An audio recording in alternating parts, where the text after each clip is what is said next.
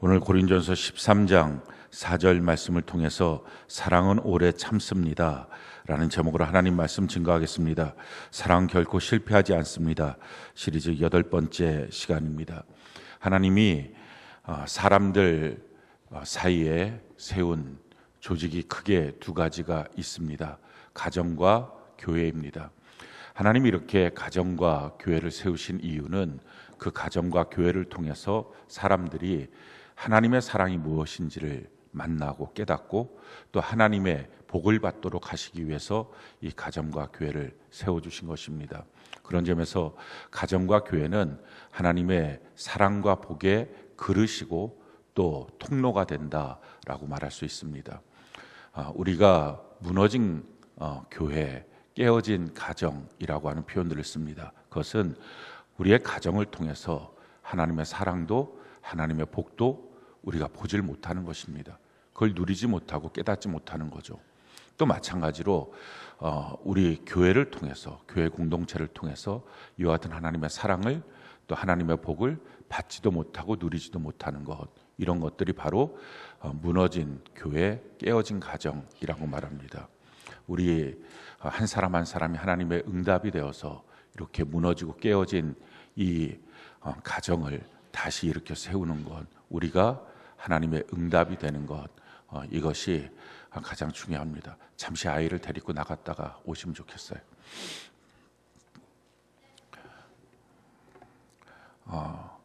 그렇게 우리가 이렇게 무너져 있는, 그래서 하나님의 사랑을 느끼지도 못하고 깨닫지도 못하는 그런 가정, 우리의 가정이라면, 또 그것이 우리의 교회 셀이라면 이것을 우리가 다시 회복시켜야 됩니다. 그래서 우리 자녀에게는 정말 아름다운 하나님의 사랑과 복이 담겨져 있는 그런 가정을 물려주고, 또 우리 교회의 다음 세대에 그와 같은 일들을 우리가 물려주는 것이 바로 우리의 사명입니다.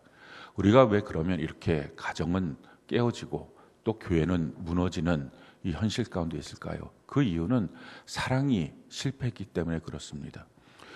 사랑이 없으면 나머지 모든 것이 다 있어도 사실은 완전한 실패입니다. 성경이 우리에게 이와 같이 말씀을 합니다.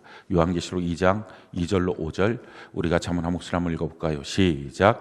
내가 내 행위와 수고와 내 인내를 알고 또 악한 자들을 용납하지 아니하는 것과 자칭 사도라 하되 아닌 자들을 시험하여 그의 거짓된 것을 내가 드러낸 것과 또 내가 참고 내 이름을 위하여 견디고 게으르지 아니한 것을 아노라. 그러나 너를 책망할 것이 있나니 너의 처음 사랑을 버렸느니라. 그러므로 어디서 떨어졌는지를 생각하고 회개하여 처음 행위를 가지라. 만일 그리하지 아니하고 회개하지 아니하면 내가 내게 가서 내 촛대를 그 자리에서 옮기리라. 자, 지금 이 에베소 교회를 향한 하나님의 말씀인데, 너의 행위, 수고, 인내, 그것을 내가 다 알고 있다. 또 악한 자들을 용납하지 않는 것, 또 자칭 사도라고 하지만 아닌 것들을, 그 거짓된 것을 다 드러낸 것, 너가 참고 내 이름을 위하여 견디고 게으르지 않은 것, 이 정도면 거의 완벽한 교회의 모습이다 라고 말할 수 있습니다. 그런데 주님이 말씀합니다. 너를 책망할 것이 있는데 너가 처음 사랑을 버렸다. 그 모든 것이 다 있는데 사랑이 없는 가정, 사랑이 없는 교회가 되었다 라고 말씀하시면서 주님이 너가 빨리 그 사랑을 회복하지 않으면 내가 가서 그 촛대를 옮겨버리겠다. 예수 없는 가정, 예수 없는 교회, 이것을 내가 만들어버리겠다라는 것입니다. 사랑이 없으면 다 있어도 아무것도 없는 것입니다. 부부관계 속에 사랑이 없다면 뭐가 남습니까? 정말 치사하고 치졸한 모습들밖에 남지 않습니다. 부모와 자녀 관계 속에 사랑이 없다면 뭐가 남을까요? 상처와 아픔, 고통밖에는 더 이상 없습니다. 그러니까 사랑이 없는 가정의 가장 큰 특징은 돈에 예민합니다. 돈에 민감합니다. 맨날 부부간에 나누는 대화가 돈이고 부모 자녀 간에 나누는 대화가 돈입니다. 사랑이 없으니까 사실은 남보다 못한 관계가 되는 것입니다. 교회 안에서도 마찬가지입니다. 사랑이 없다면 이것이 말씀이고 저것이 법이고, 그래서 끊임없는 정죄와 판단밖에 남지 않지 그 교회 안에서 살아남을 수가 없는 것입니다. 사랑이 없으면 아무것도 없습니다. 반대로요, 다 무너졌다 할지라도 사랑이 있다면 그 사랑으로 다시 회복이 됩니다. 예수님의 수제자라고 말했던 베드로가 있는데, 이 베드로는 예수님이 기도하라 라고 말할 때 기도하지 않고 졸고 있었습니다. 그러다가 예수님이 붙잡혀가는, 십자가에 붙잡혀가는 그 상황 가운데 예수님을 3번씩이나 욕하면서 부인합니다. 그 면전에서 욕하고 부인합니다. 그 죄책감 가운데 내가 지금 뭐 하는 사람이지 하고 눌려 있었습니다. 그런 가운데 예수님이 부활하셨습니다. 그 부활하신 예수님 앞에서 더 주님을 볼 낯이 없었죠. 그래서 원래 자기가 있었던 디베라 바다에 가서 나는 물고기나 낚겠다, 옛날로 완전히 돌아갑니다. 그 돌아간 그 베드로, 아무것도 남는 게 없는 것입니다. 내 인생 과연 이게 뭘까? 나는 완전한 실패자다 하고 있을 때 주님이 그 디베라 바다로 찾아가서 그 베드로를 부릅니다. 그리고 주님이 물어보신 게 딱 한 가지예요. 주님이 이렇게 말씀하시죠. 요한복음 21장 15절 같이 한번 읽어볼까요? 시작. 그들이 조반 먹은 후에 예수께서 시몬 베드로에게 이르시되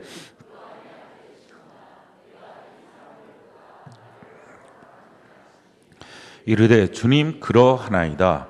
내가 주님을 사랑하는 줄 주님께서 아시나이다. 이르시되 내 어린 양을 먹이라 하시고. 주님이 물어보신 건 여러 가지 물어보신 게 아니에요. 딱 한 가지를 물어보셨습니다. 너가 나 사랑하니? 이걸 물어보셨습니다. 그럼 된 거야 라는 것입니다. 다 무너졌어도 사랑이 회복되면 다시 회복될 수 있습니다. 우리 가정이 깨어졌다면, 우리 교회가 무너졌다면 회복해야 될 것 여러 가지를 회복하는 게 아닙니다. 사랑을 회복하는 것입니다. 이 사랑을 회복한다라고 말할 때는 우리가 갖고 있는 우리 안의 사랑을 회복하는 게 아닙니다. 우리 안에 있는 사랑은 실패할 수밖에 없는 사랑입니다. 왜? 내 안에서 나오는 사랑은 꼭 나 같은 겁니다. 그래서 신실함도 없고 오래 가지도 못하고 또 여러 가지 환경과 조건 앞에 흔들리고, 가장 기본은 기브 앤 테이크고, 그러니까 이런 사랑을 갖고서는 회복될 수가 없습니다. 많은 사람들이 사랑을 회복해야지, 가정 안에 사랑을 회복해야지 하고서 하는 것이 여행 떠납니다. 그래서 서로 대화합니다. 그래서 뭔가 좀 되는 것처럼 보이죠. 근데 금방 또 깨지고 맙니다. 왜냐하면 자기 같은 사랑을 회복해서는 무너진 가정, 깨어진 교회 이 셀 만나서 우리 같이 식사합시다, 그걸로는 회복이 안 되는 것입니다. 얼마 안 있으면 또 똑같이 무너지고 깨집니다. 우리가 이 무너진 것들을 회복하는 방법, 그것은 우리 안에서 나오는 사랑이 아니라 하나님의 사랑이 부어져야, 하나님의 사랑을 배워야 이것이 회복됩니다. 성경 그래서 우리에게 이렇게 말씀하죠. 요한복음 3장 16절 같이 한번 한 목소리 읽어볼까요? 시작. 하나님이 세상을 이처럼 사랑하사 독생자를 주셨으니 이는 그를 믿는 자마다 멸망하지 않고 영생을 얻게 하려 하심이라. 우리의 멸망받는 이 삶을 멸망받지 않고 영생을 얻게 만드는 방법, 하나님이 세상을 이처럼 사랑하사입니다. 하나님의 사랑이 부어졌더니 그 사랑 가운데 우리가 다 회복되는 것입니다. 우리 가정이 하나님의 사랑이 부어질 때 회복됩니다. 우리 교회가 하나님의 사랑이 부어질 때 회복이 됩니다. 이 하나님의 사랑을 아가페 사랑이라고 말합니다. 이 아가페 사랑을 우리가 받고 또 이 아가페 사랑을 배워나가면서 무너지고 깨어진 것들을 회복하는 것입니다. 아가페 사랑을 내가 받는 것, 하나님의 사랑을 받았다. 먼저 그걸 받아야 되겠죠. 받고 난 다음에, 내 안에 없는 거니까, 이건 하나님의 것이니까 받아야 됩니다. 받고 난 다음에 그것을 내 안에서 키워가는 것입니다. 근데 이 사랑을 받았는지 안 받았는지 알 수 있는 방법, 그것은 예수님의 십자가를 통해서 내가 죄의 속량을 받았다, 그리고 천국이 있다, 이 두 가지가 믿어지는 사람이 이 아가페 사랑을 받은 것입니다. 아가페의 사랑은 사랑의 형태로 오는 게 아니라 믿음의 형태로 와서 그것이 자라나면서 사랑이 되는 것입니다. 그러니까 내 안에 지금 예수님 십자가를 통해서 내가 죄가 속량받았다, 이게 믿어지느냐, 또 천국이 믿어지느냐, 이게 믿어지고 있다면 아가페 사랑이 내 안에 지금 들어온 것입니다. 근데요, 우리가 진지하게 생각하고 듣고 또 깊이 생각하고 있으면 이거 못 믿을 사람 한 명도 없습니다. 예수님이 십자가에 못 박혀 죽으셨다, 이건 역사적 사실입니다. 그때 당시의 역사학자들이 다 기록하고 있는 사건입니다. 그 사건 속에 죄가 없는 그분이 왜 죽으셨을까? 우리 죄를 담당하셔서 죽으셨다. 조금만 진지하게 말씀을 듣고 성경을 읽고 또 깊이 생각을 하면 누구든지 믿을 수 있습니다. 천국도 마찬가지입니다. 어떤 사람들은 야, 천국을 가본 적 있냐? 가보지도 않아놓고 무슨 천국이 있다는 걸 어떻게 믿냐? 하는 식의 말을 합니다. 그렇지 않습니다. 천국이 있다는 것은 우리 각자 안에 이미 박혀져 있는 사실입니다. 우리 인생은 삼생이죠. 우리는 다 누구든지 어머니 뱃속에서의 10달을 통과하고 지금 나와서 살고 있습니다.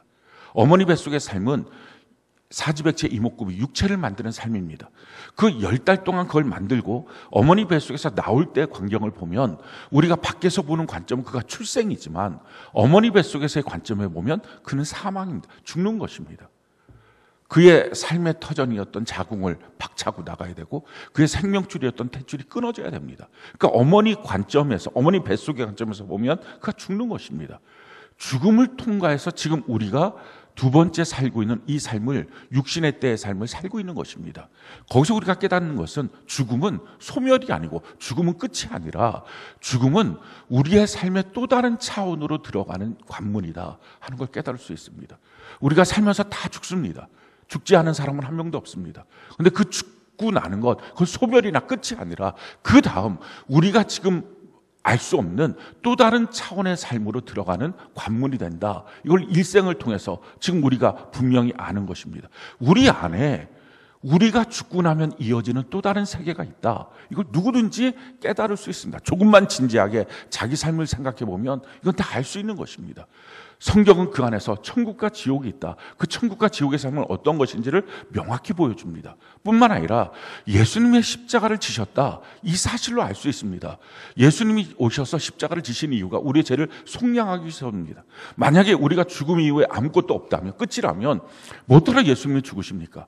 죄의 속량을 하신 이유는 죄가 있으면 가지 못할 그 다음 세계가 있기 때문에 그렇습니다. 죄가 있으면 영원한 천국에 들어갈 수 없습니다. 지옥에 가는 이유는 다 죄 때문입니다.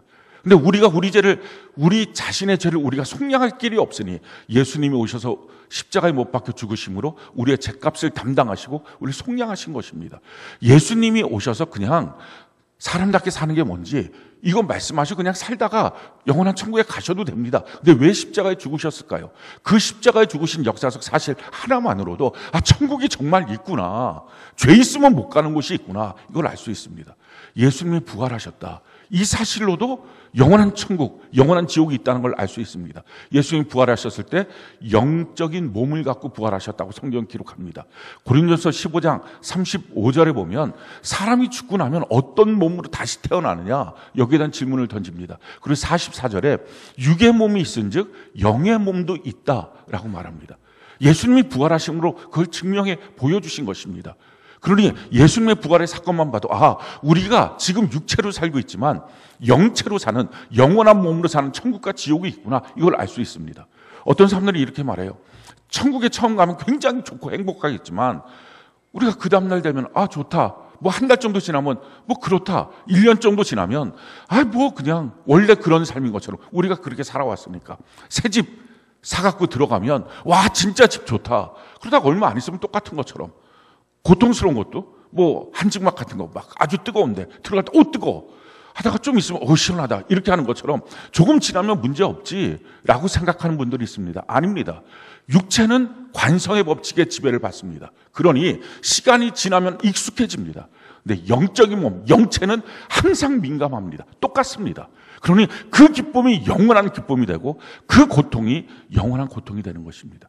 예수님은 부활한 몸을 통해서 그 부활은 우리의 천년매가 되신 거죠. 우리도 다 죽고 나면 소멸이 아니라 부활이 되는 것입니다. 그 모습을 우리에게 보여주신 것입니다. 뿐만 아니라 우리가 임종을 하게 되면 그걸 알 수 있습니다. 만약에 죽음 이후의 사건이 아무것도 없다면 그냥 다 똑같은 죽음을 맞이할 것입니다. 근데 그렇지 않아요. 저는 목사이기 때문에 죽는 임종의 일들 가운데 많이 가봤습니다. 죽을 때 모습이 다 달라요. 그게 둘로 나눠져요. 너무 고통스럽게 끌려가는 사람이 있는가 하면 너무 평안하게 영접받는 모습으로 죽음을 맞이하는 사람이 있어요. 완전히 다른 세계가 있다는 것입니다. 또 한 가지는요, 우리가 느끼는 기쁨과 슬픔을 통해서도 천국과 지옥이 있다는 걸 명확히 알 수 있습니다. 어머니 뱃속에 있는 아이는 어머니 뱃속에 있는 사건으로 기쁨과 슬픔을 느끼지 못합니다. 그 기쁨과 슬픔은 다 어머니 뱃속 밖에 있는 환경 속에서 느껴지는 것입니다. 그래서 어떤 때는 엄마가 막 그 아기를 임신하고 있을 때 뭔가 고통스럽고 힘들어지면 아기가 그걸 느끼니까 위로 딱 올라붙어서 딱딱하게 굳어져 있습니다. 그리고 평안해지면 막 평안해서 놀고 있습니다. 그건 다 밖에서부터 오는 것입니다. 마찬가지입니다. 우리의 기쁨과 슬픔, 지금 우리가 만들어 놓은 현실에서 느껴지는 것들도 있겠지만 사실은 진짜 기쁨, 진짜 슬픔, 그것은 밖에서부터 오는 것입니다. 그러니 내가 느끼는 기쁨과 행복에 억만 배나 큰 것이 천국의 기쁨이고, 내가 느끼는 고통, 내가 느끼는 슬픔에 억만 배나 큰 것이 영원한 지옥에서 느낄 수 있는 것입니다. 우리 인생에 대해서 조금만 진지하게 보면, 우리의 삶에 대해서 좀 더 진지하게 생각하면 천국과 지옥 믿지 못할 사람 한 명도 없고요, 예수님의 십자가의 그 사건 믿지 못할 사건이 없습니다. 그래서 믿음은 느닷없이 어떤 신비적인 체험으로 들어오는 게 아니라 믿음은 들음에서, 들음 그리스도의 말씀이라고 말하는 것입니다. 진지하게 말씀을 듣는 사람, 믿지 못할 사람 단 한 명도 없습니다. 그 믿음을 통해서 아가페 사랑이 우리 안에 들어오죠. 그리고 들어온 그 사랑이 우리 안에서 배우고 익히면서, 내 것이 아니니까 더 심각하게 배워야 되겠죠. 배우고 익히면서 자라나게 하는 것입니다. 아가페 사랑이 무엇입니까? 그가 영생을 얻도록 하기 위해서 내 자신을 희생하는 것. 무작정 희생이 아닙니다. 그가 영생을 얻도록 내가 희생하는 것. 이 영생을 얻어서 천국 가도록 하기 위해서, 그거 뭐 예배 시간에 내 옆에 앉혀놨다고 영생 얻어서 천국 갑니까? 여러분들 다 마찬가지 아닙니까? 예배 시간에 앉아있다고 천국 갑니까? 말씀대로 살아야 천국 가죠. 그러니까 말씀대로 살도록 하기 위해서는 내가 먼저 말씀대로 살고, 본을 보이고, 그도 말씀대로 살도록 권면하고, 그렇게 해서 함께 우리가 천국 가는 삶을 살기 위해서 끊임없이 함께함의 구조를 주신 주님 앞에 함께함의 열망을 갖고 그 안에서 주는 것입니다. 주려면, 함께함의 열망을 가지려면 각각의 사람들이 다른 것을 내가 판단하고 정죄하면 함께하지 못합니다. 다를 수 있다라는 걸 인정하는 것입니다. 아니, 어쩌면 다른 게 정상입니다. 다 다른 삶의 구조에서 살아왔기 때문에 그렇습니다. 다르지만 또 한 가지 우리가 필요한 게 뭡니까? 그 사람은 소중하다. 이걸 우리가 고백하는 것입니다. 이게 아가페 사랑이에요. 세상은 사람의 소중함을 인정하지 않습니다. 자기가 필요한 가치를 줄 때만 소중하다고 생각하지. 그러니까 사람이 얼마나 악랄하면 고려장 같은 걸 하는 것입니다. 그런데 아가페 사랑, 하나님이 주신 사랑은요, 그 사람 가치가 그냥 있다는, 소중하다는 것입니다. 이 말의 뜻은 뭐냐면은, 넌 참 형편없어. 너가 하는 게 뭐가 있어? 너가 잘할 수 있는 게 뭐가 있어? 이렇게 말하지 않는 거예요. 그 사람 한 사람 한 사람이 의미 있고 가치 있는 거예요. 그리고 그 마음을 공감해 주는 것, 이게 아가페 사랑입니다. 그리고 아가페 사랑은 뭔가 대가를 바라는 게 아니라 내가 그에게 주는 것이다. 왜? 하나님의 십자가의 그 큰 사랑을 내가 받았으니 나는 주어도 손해볼 게 하나도 없는 것입니다. 그래서 성경이 우리에게 이 아가페 사랑을 이렇게 말씀을 하고 있습니다. 고린도서 13장 1절로 3절 같이 한번 읽어볼까요? 시작. 내가 사람의 방언과 천사의 말을 할지라도 사랑이 없으면 소리나는 구리와 울리는 꽹과리가 되고, 내가 예언하는 능력이 있어 모든 비밀과 모든 지식을 알고 또 산을 옮길 만한 모든 믿음이 있을지라도 사랑이 없으면 내가 아무것도 아니요, 내가 내게 있는 모든 것으로 구제하고 또 내 몸을 불사르게 내어줄지라도 사랑이 없으면 내게 아무 유익이 없느니라. 아무리 기가 막힌 말을 해도, 천사의 말과 같은 그 기가 막힌 웅변가라 할지라도 사랑이 없으면, 그의 영혼을 천국으로 가게 하는 그런 진실한 사랑을 주지 못한다면 기가 막힌 말 다 소용없다. 꽹과리밖에 되지 않는다. 울리는 징밖에 되지 않는다.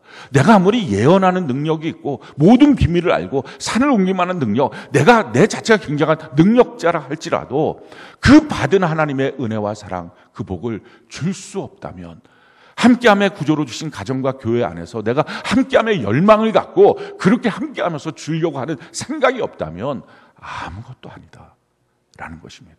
또 내 몸을 불사르게 내어줄지라도, 내게 있는 모든 것을 갖고 다 주어도 그것에 대한 우리의 마음의 동기가 뭔가 사람들에게 보이고 싶고, 사람들이 나를 어떻게 볼까 이런 마음들을 갖고 있고, 칭찬받고 싶고, 이 대가를 원하는 기브앤테이크가 내 마음에 있다면 그건 아가페 사랑 아니다 라는 것입니다. 그래서 이 하나님의 아가페 사랑 우리가 배우고 먼저 받고 배우고 익혀나가는 것입니다. 이 사랑 어디서 합니까? 사랑은 아무 데서나 하는 게 아닌 거예요. 우리가 지금 사랑에 대해서 나누고 있죠. 많은 사람들이 착각하는 것이 그리스도인 누구든지 다 똑같이 사랑한다. 그거 아닙니다. 좀 별로 좋지 않은 예이긴 하지만 예를 한번 들어볼게요. 얼마 전에 그 아파트가 불이 났을 때 그 약사 아버지가 자기 딸을 끌어안고, 어린 딸이죠, 끌어안고 그래서 떨어졌어요. 그 딸을 살리려고. 그리고 떨어져서 그 아빠는 죽었어요. 그런데 어떻게 딸을 꼭 끌어안고 떨어졌는지 그 딸은 살았어요. 우리가 그 모습을 뉴스를 통해서 보면서 야, 아름다운 사랑이다. 야, 저렇게 숭고한 사랑이 어디 있을까? 이렇게 다 말합니다. 근데 만약에 그런 일이 절대 없겠지만 만약에 그 아버지가 옆집 여자를 끌어안고 떨어져 죽었어요. 자기 딸은 부담돼 있고 떨어져 죽었어요. 자, 그 모습을 보고 아름다운 사랑이다, 숭고한 사랑이다. 누가 말합니까? 어느 누구든지 다 말할 거예요. 저 이상한 놈 아니야 저거? 정신 나간 거 아니야? 사랑은요, 대상이 분명한 거예요. 아무나 아무한테나 똑같은 사랑을 주는 게 아닌 거예요. 우리가 아가페 사랑을 말할 때는 하나님이 우리에게 주신 가정과 교회 안에서 이 아가페 사랑을 하는 것입니다. 그럼 나머지 사람들에게 우리 그리스도인은 어떻게 될까요? 성경은 말합니다. 착함으로 대하라. 의로움, 올고즘으로 대하라. 진실함으로 대하라. 이게 우리가 세상에서 만나는 사람들에게 대하여 줄 수 있는 것입니다. 그런데 문제는요, 세상에서 이렇게 착함, 올고즘, 또 진실함 이렇게 대하는 것을 해야 되는데, 물론 가정 안에서도 이게 당연히 있어야 되겠죠. 근데 문제는 가정 안에서, 교회 안에서 그의 영혼을 위하여 나를 희생하고 함께함의 열망을 갖고 주고 대가 없이 주고, 이게 아니라 착함, 올고즘, 진실함 이것만 만약에 갖고 있다면 그게 불행입니다. 착한 엄마, 착한 아빠, 착한 아내, 착한 남편, 그렇게 하면서 내 꽤 잘하고 있다. 내가 못한 게 뭐가 있어? 이건 아가페 사랑이 아닌 거예요. 아가페 사랑, 그의 영혼을 위해서. 여러분들 가족 구성원 안에서 정말 이 사람이 천국 갈 수 있을까? 그거 생각하셔야 됩니다. 천국 가도록 그냥 천국 가요? 예배당 안에 앉혀놓기만 하면 천국 갑니까? 아니잖아요. 하나님의 말씀 믿고 하나님의 말씀대로 살아야 천국 가잖아요. 하나님의 뜻대로 행해야 천국 가잖아요. 그럼 그렇게 할 수 있도록 내가 먼저 말씀으로 바뀌고 그도 바뀌어지도록 그 길을 함께 걸어가는 삶의 모습, 이걸 우리가 하는 것입니다. 그래서 날마다 아가페 사랑을 받았다면, 이걸 안 받았다면 할 수 없지만 받았다면, 그래서 천국이 믿어지고 예수님 십자가 믿어지고 있다면 이제 그 아가페 사랑을 더 배우고 더 익히면서 우리의 삶 속에, 우리의 가정과 교회 안에서 이 아가페 사랑을 우리가 실천해 나가는 것입니다. 그러기 위해서 꼭 필요한 것은요, 사랑의 사용법을 우리가 배워야 합니다. 그러면서 우리가 익히는 거죠. 성경을 보면 이 아가페 사랑을 우리가 나누어 줄 때, 가정 안에서, 교회 안에서 나누어 줄 때 너처럼 나눠주면 안 된다는 것입니다. 우리가 알고 있는 사랑을 그냥 자기 마음대로 하고 있기 때문에 그게 또 사랑의 실패인 것입니다. 15가지로 어떻게 나눠주는지를 설명하고 있습니다. 그걸 하나하나 우리가 매주 이제 앞으로 배워가게 될 것입니다. 오늘 첫 번째는요, 사랑은 오래 참습니다.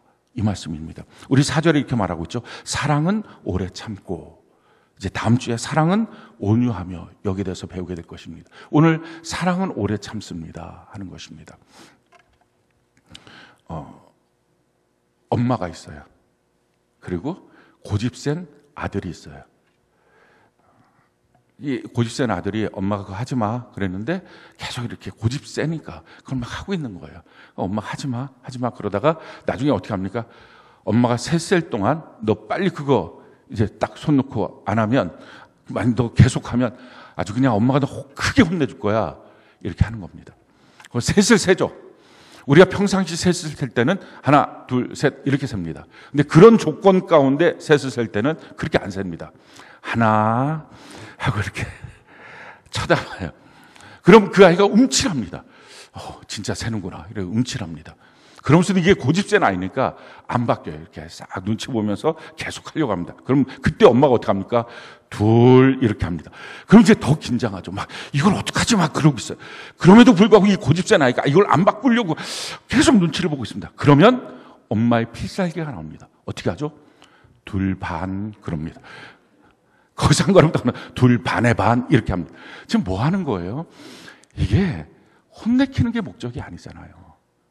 그게 변화가 목적이잖아요. 그래서 둘 반의 반 오래 참는 것입니다. 사랑은 이렇게 오래 참는 것입니다. 이 오래 참고라고 하는 단어는 마크로 디메오라고 하는 헬라어입니다. 이 마크로 디메오라고 하는 뜻은 분노를 멀리한다, 분노를 제거한다라는 뜻입니다. 우리가 쓰고 있는 단어들 가운데 홧김에라고 하는 단어가 있습니다. 내가 홧김에 막 말하고 난 다음에 후회가 되네. 내가 홧김에 행동하고 난 다음에 진짜 후회가 되네. 그런 말을 합니다. 그렇습니다. 홧김에 하는 일들이 참 잘못된 일들을 많이 합니다. 성경은 우리에게 이렇게 말씀을 하고 있습니다. 잠언 29장 22절 같이 한번 목소리 한번 읽어볼까요? 시작. 노하는 자는 다툼을 일으키고 성내는 자는 범죄함이 많으리라. 노하면 다툼을 일으키고 성내기를 좋아하면 범죄함이 많다. 잘못된 거 참 많다라는 것입니다. 성경은 우리의 분노에 대해서 이렇게 말씀을 하고 있어요. 에베소서 4장 26절로 27절 같이 한번 목소리 한번 읽어볼까요? 시작. 분을 내어도 죄를 짓지 말며 해가 지도록 분을 품지 말고 마귀에게 틈을 주지 마라. 분노 자체가 죄는 아닙니다. 분노는 중립성입니다. 그것이 잘못될 수도 있고 좋을 수도 있습니다. 그런데 분노는 잘못될 가능성이 매우 높습니다. 그래서 분노를 잘하는 사람들이 범죄함이 많다라고 말하는 것입니다. 그래서 우리가 분노를 할 때는 성경은 제약 조건을 뒀어요. 세 가지 제약 조건입니다. 첫 번째 제약 조건은 분노를 해도 죄 짓지 말라. 이게 첫 번째고요. 두 번째는 분노를 했을 때 그 기간은 딱 하루다. 해가 지도록 분노를 품지 말라. 오늘 분노했는데 내일까지 분노를 품으면 안 된다라는 것입니다. 세 번째, 분노를 해도 마귀에게 틈을 주지 말라라는 것입니다. 마귀가 틈탈 수 있는 것. 이게 분노예요. 분노는요, 2차적 감정이에요. 많은 사람들이 그걸 몰라요. 2차적 감정이에요. 그 2차적 감정이라는 말은 우리 안에 분노가 나오게 만드는 어떤 것들이 있어요. 그게 상처이고요. 그게 좌절된 기대, 내 어떤 기대나 소망이 무너졌을 때 그게 뭐 제대로 안 됐을 때 확 화가 나죠. 또 불안감, 내 자리를 인정해 주지 않을 때, 아빠의 자리 인정해 주지 않고 엄마의 자리 인정해 주지 않고 또 그 사람의 자리를 인정해 주지 않고 그럴 때 분노가 나옵니다. 그런데 이런 것들이 건드려질 때 분노가 나오는데 그런 것들이 건드려진다고 다 분노가 나오는 게 아니라 그것을 분노를 내는 것이 바로 2차적 감정이라는 거예요. 분노에 대한 낼까 말까를 결정하는 것, 어떤 크기로 낼까, 그 내는 내용은 뭘까, 이것은 오롯이 자기가 결정하는 것입니다. 너 때문에 화가 나. 맞습니다. 너가 나의 분노할 수 있는 것들을 건드렸어. 그렇지만 그 분노를 내는 것, 그거는 자기가 결정하는 거예요. 그래서 너가 분노를 하되 화를 내되 그 화 가운데 죄 짓지 말라. 너 스스로가 범위와 그 내용 결정할 수 있다는 거예요. 하루 넘도록 끌지 말라. 또 마귀가 틈타게 해서는 안 된다. 이게 성경이 우리에게 지금 가르쳐주고 있는 내용입니다. 그래서 자기 안에 분노가 일어날 땐 반드시 해야 될 것 생각해야 됩니다. 너 때문에 내가 이렇게 분노하는 거자, 그게 아니라 분노는 자기가 결정한 거니까 왜 분노하고 있지? 뭐가 건드려진 거지? 꼭 지금 그 표현을 나는 화내는 것으로 표현할 수밖에 없나? 그걸 생각해 봐야 합니다. 성경이 우리에게 이렇게 말씀하시는 거예요. 창세기 4장 4절로 6절 같이 한번 목소리 읽어볼까요? 시작. 아벨은 자기도 양의 첫 새끼와 그 기름으로 드렸으니 여호와께서 아벨과 그의 제물은 받으셨으나 가인과 그의 제물은 받지 아니하신지라. 가인이 몹시 분하여 안색이 변하니 여호와께서 가인에게 이르시되 내가 분하여 함은 어찌 됨이며 안색이 변함은 어찌 됨이냐. 너 화내는 것 자체가 죄야 라고 하나님 말씀하지 않았어요. 화낼 수 있어. 근데 지금 너는 왜 화를 내는 거야? 라고 물어보시는 거예요. 우리도 우리 자신에게 물어봐야 돼요. 내가 지금 화가 났어요. 그럼 자기에게 물어봐요. 왜 화를 내는 거야? 꼭 그렇게 표현해야 돼? 그 크기로 표현해야 돼? 그 길이만큼 표현해야 돼? 그게 맞는 거야? 라고 자기 자신에게 물어봐야 합니다. 그래서 분노라고 하는 것을 조절해야 돼요.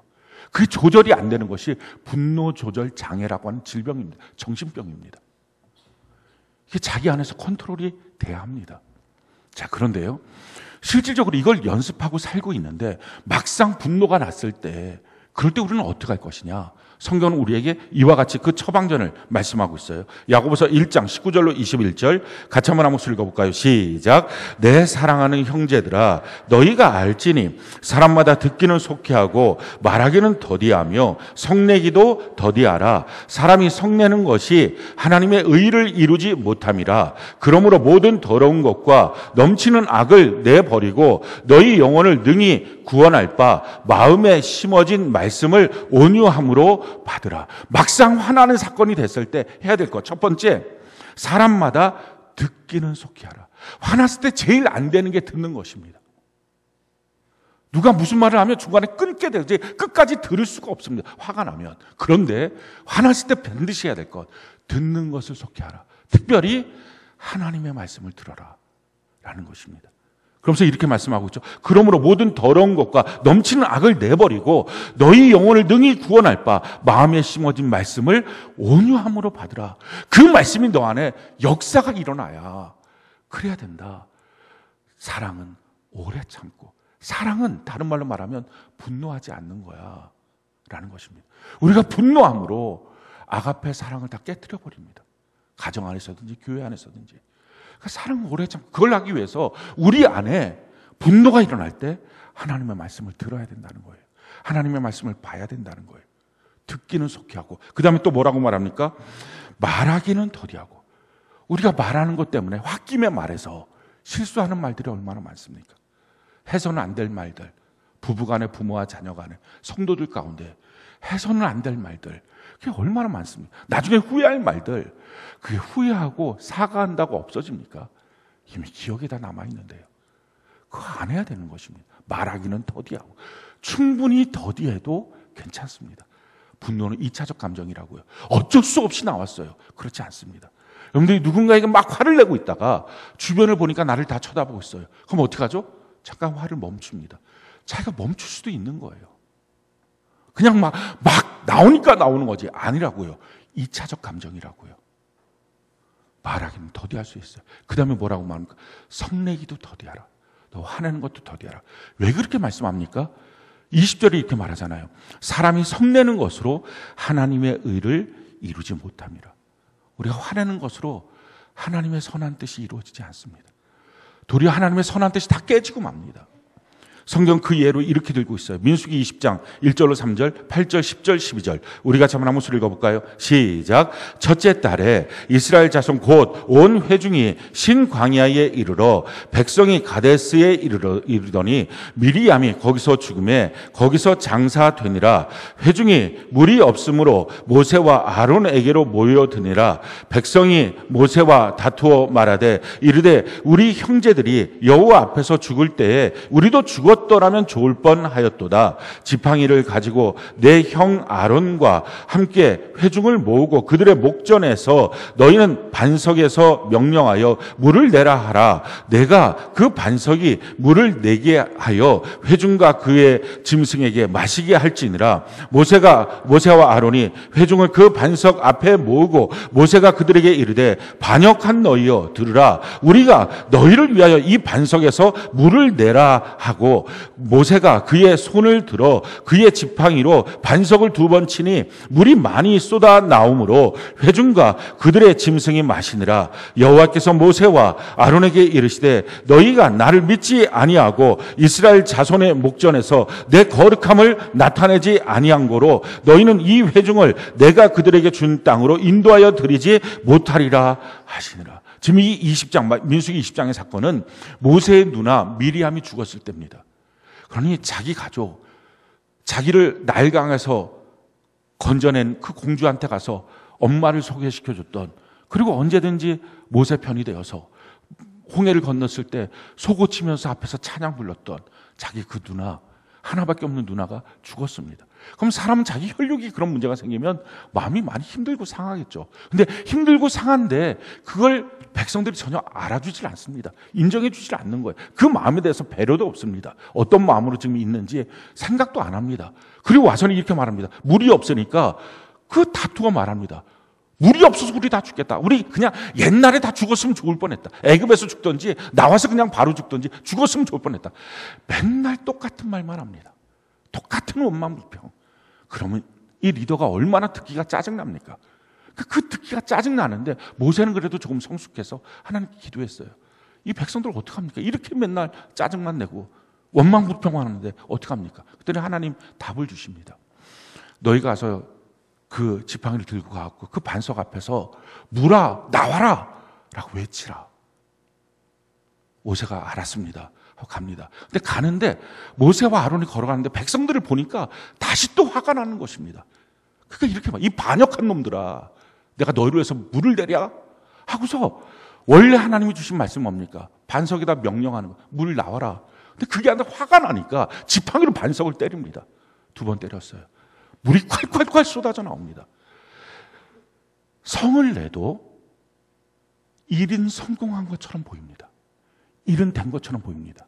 그래서 우리가 분노하는 것입니다.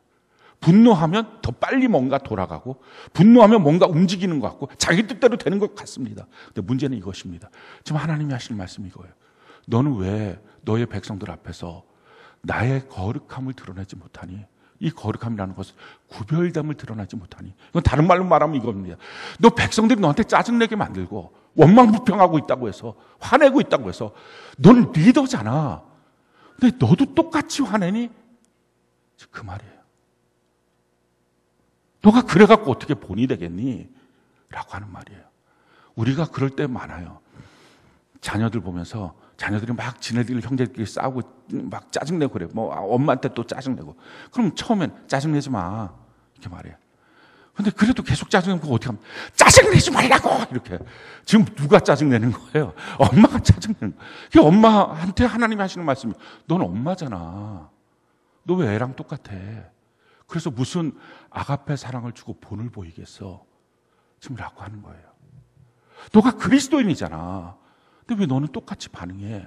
그렇게 해서 어떻게 하나님의 사랑을 보여주겠어? 하나님의 의는 성내는 것으로 이루어지지 못합니다. 그래서 우리 분노를 멀리하는 것, 분노를 제거하는 것, 사랑 사용법의 첫 번째 하나님이 우리에게 주시는 명령, 너 분노하지 마. 분노 자체가 죄는 아니지만 분노는 통제돼야 될 감정이야. 분노하지 마. 왜? 이 분노는 2차적 감정이기 때문에 너 안에서 생각을 하면 분노 말고 다른 것으로 너가 이 문제를 해결할 수가 있어 라고 주시는 말씀입니다. 자, 그럼 분노하지 않고 우리가 해야 될 선택지들은 무엇일까요? 첫 번째, 기도하는 거예요. 성경은 우리에게 이렇게 말해요. 디모데전서 2장 8절, 우리가 한번 읽어볼까요? 시작. 그러므로 각 처에서 남자들이 분노와 다툼이 없이 거룩한 손을 들고 기도하기를 원하노라. 분노하고 다툼하지 말고 기도하라. 그래서 하나님의 뜻을 좀 알라 하는 것입니다. 두 번째는요, 우리가 왜 분노를 합니까? 조급해서 분노해요. 급한 엄마들의 특징이 있어요. 급한 엄마의 특징은요, 아이 어렸을 때 손을 잡고 그 아이는 발을 땅에 딛지 못하고 날아갑니다. 엄마가 빨리 이렇게 그리고 날아다녀. 슈퍼맨도 아닌데. 그 왜 그러죠? 조금만 더 일찍 준비하면 될 것을, 뭐 그렇게 조금만 더 일찍 저는 준비했는데 애가 뭐 중간에 응가를 했어요. 뭐 애 항상 그렇잖아요. 그 시간까지 준비해 놓고 준비해야죠. 조급해서 화를 냅니다. 자기 마음이 조급하면, 상대방을 바라봤을 때 조급하면, 저게 언제 바뀌어? 이런 마음이 들면 화가 납니다. 성경은 우리 이렇게 말해요. 잠언 14장 29절 같이 한번 읽어볼까요? 시작. 노하기를 더디하는 자는 크게 명철하여도 마음이 조급한 자는 어리석음을 나타내리라. 노하는 것과 마음이 조급한 것, 이것을 대칭 구조로 만들어놨어요. 노하는 것, 왜요? 조급해서 그래요.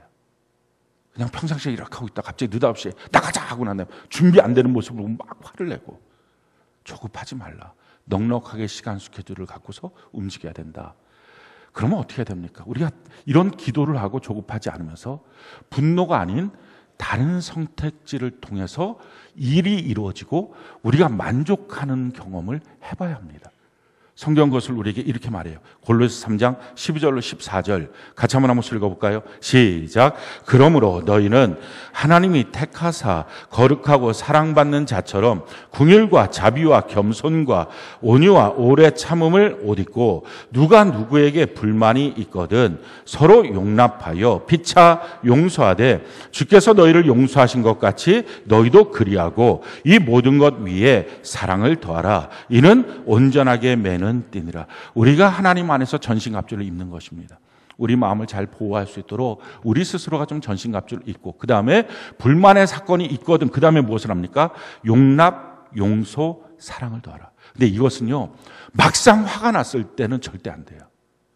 이건 평상시에 연습해야 돼요. 막상 화가 났을 때 누군가가 성경에 보면 용납, 용서 그러면 두들겨 맞습니다.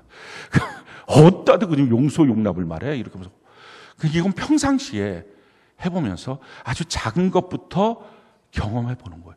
야, 용납, 용서, 사랑을 통해서 일이 이루어지고 이걸 통해서 얻어지는 만족이 크구나. 이걸 경험해 봐야 합니다. 그러면서 자꾸 분노를 멀리하면서 우리가 주님을 닮아가는 거예요. 그 모든 과정 속에 필요한 건 뭡니까? 우리가 주님 닮아가는 거예요. 그리고 우리를 바라보고 있는 사람들도 주님을 닮도록 하는 것입니다. 성경이 이렇게 말해요. 디모데전서 1장 16절 같이 한 목소리 한번 읽어볼까요? 시작. 그러나 내가 긍휼을 입은 까닭은 예수 그리스도께서 내게 먼저 일체 오래 참으심을 보이사 후에 주를 믿어 영생 얻는 자들에게 본이 되게 하려 하심. 주님이 나를 향하여 오래 참으셨다. 그러니 나도 오래 참음으로 그 본을 보여야 되겠다 하는 것입니다. 베드로후서 3장 9절 같이 한번 읽어볼까요? 시작. 주의 약속은 어떤 이들이 더디다고 생각하는 것 같이 더딘 것이 아니라 오직 주께서는 너희를 대하여 오래 참으사 아무도 멸망하지 아니하고 다 회개하기에 이르기를 원하신다. 주님이 심판을 오래 참고 계시는 이유는 아무도 멸망하지 않고 구원받았으면 좋겠다. 회개했으면 좋겠다. 이 마음 때문입니다. 그 주님의 오래 참음을 우리도 배우는 것입니다. 우리가 아가페 사랑을 받았다면 지금 여러분들이 예수님의 십자가를 믿고 천국을 믿고 있다면 그 아가페 사랑을 받은 거예요. 그렇다면 이제부터 그 사랑을 배우는 거죠. 그 배우는 과정 속에 사랑 사용법을 우리가 구체적으로 하는 것입니다. 이론적으로만 배우는 게 아니라 실질적으로 사랑은 오래 참고 주님 내가 분노하지 않겠습니다. 화내지 않겠습니다. 분노 말고 다른 것으로 문제를 해결하는 방법들을 이제 배우겠습니다. 주님께 기도하고 조급하지 않고 용납, 용서, 사랑을 통해서 어떤 효과가 있는지 제가 배우겠습니다. 여러 가지로 실패할 수 있겠죠. 근데 이걸 꾸준히 배워가야 합니다. 아가페 사랑의 대상이 가정과 교회인 것처럼 사랑을 오래 참고의 대상도 가정과 교회입니다. 그래서 다른 데서 내 평생 이제 분노는 없구나. 그렇게 되면 좋겠지만 그거 잘 안 될 수 있습니다.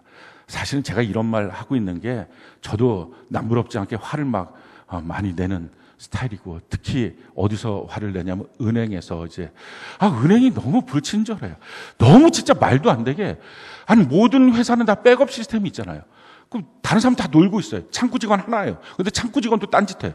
그리고 기다리는 사람은 한 100명 정도 기다리는 것 같아요.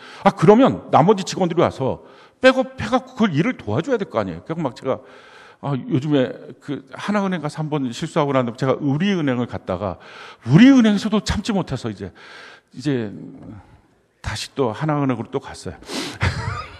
제가 그랬어요. 당신 뭐 하는 사람이냐? 당신 뭐 하는, 거기 은행 직원한테 다 물어봤어요. 그랬더니 그 사람이 너는 뭔데 우리한테 물어보냐? 이런 얼굴로 보더라고요.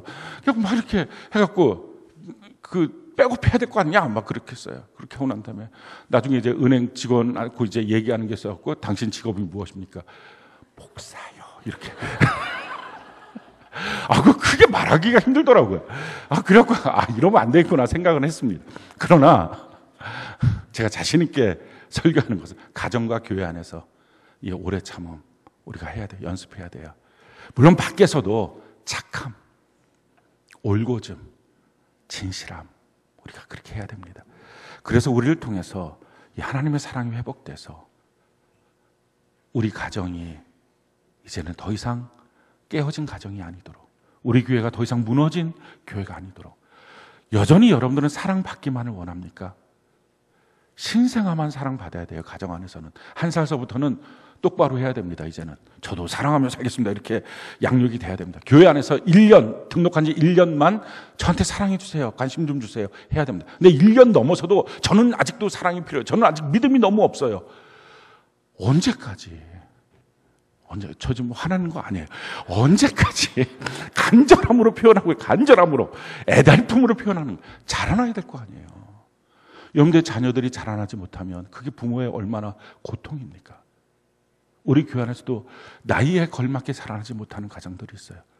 평생의 눈물의 기도 제목입니다. 근데 우리가 영적으로 자라나지 못한다면 그게 어떻게 정당해요? 그게 어떻게 정상적이에요? 그건 너무 말도 안 되는 병이에요. 고침받아야 돼요. 이제 우리가 다 자라나서 사랑함으로 무너진 것들, 깨어진 것들을 일으켜 세우는 우리 모두가 되기를 예수님 이름으로 축원합니다.